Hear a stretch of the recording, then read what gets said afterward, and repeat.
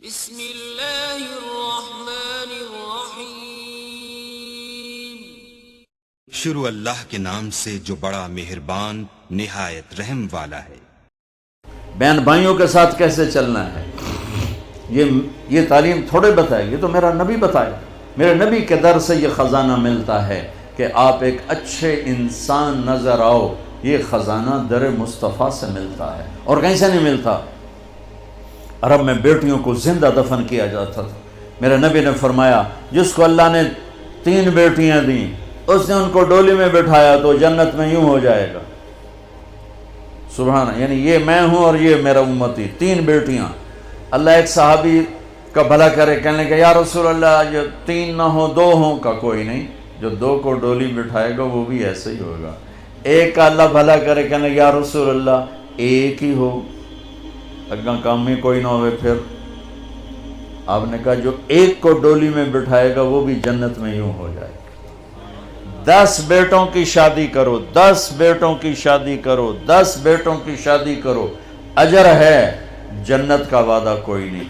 ایک بیٹی کو ڈولی میں بٹھا دو تو میرا نبی کہتا ہے جنت نہیں، یوں ہو جائے گا، یوں ہو جائے گا۔ یہ زندگی کون سکھائے گا؟ میرا نبی سکھائے، میرے نبی سکھائیں۔ ہمارے تو پورے ملک میں بیٹیوں کے لیے وراثت میں کوئی حصہ نہیں، سب کچھ بھائی کھا جاتے ہیں، اور ہمارے ذمہ داروں میں بڑا ظلم ہے، نوکرانیوں سے جیلی انگوٹھے لگوا کے زمین پہ قبضہ، اور وہ بہنیں بھی اتنی صبر والی ہیں، وہ چپ کر کے سہ جاتی ہیں، ایک لفظ نہیں بولتی، کبھی کبھی کہیں کوئی آواز سننے کو ملتی ہے کہ کوئی کیس کوس کروا لیے، ورنہ وہ بیچاری صبر سے کڑوا گھونٹ پی کے چلی جاتی ہیں۔ میرے نبی نے بیٹیوں کی وراثت رکھی، میرے رب نے بیٹیوں کی وراثت رکھی، اور وراثت نہ دینا بیٹی کو، بہن کو، یہ اتنی بڑی چوری ہے جتنا کسی گھر میں جا کے چوری کرنا، کسی بینک میں جا کے ڈاکہ ڈالنا۔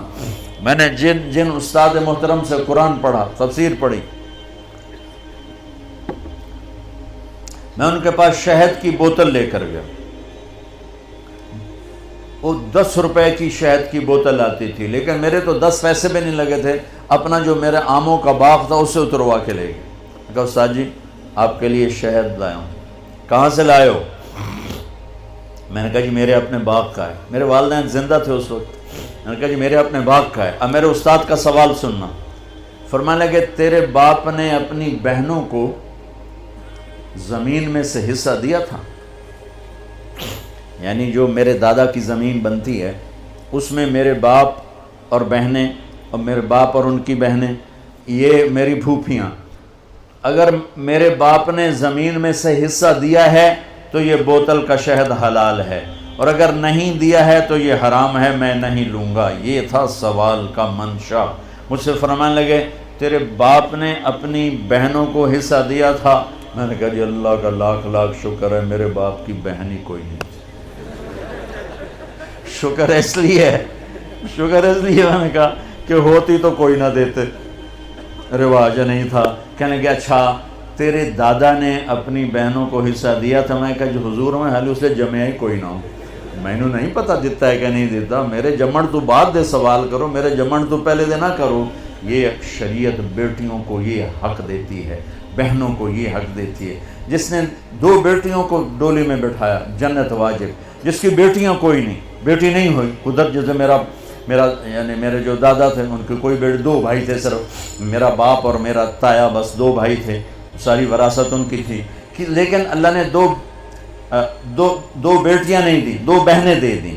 اس نے اپنی بہنوں کو بیٹیوں کی طرح پالا اور شادی کی اور ڈولی میں بٹھایا، اور جو باپ کی طرف سے حق بنتا ہے ان کے گھر پہنچایا، تو میرا نبی نے فرمایا کہ جنت میں داخل ہو گیا، وہ جنت میں داخل ہو گیا۔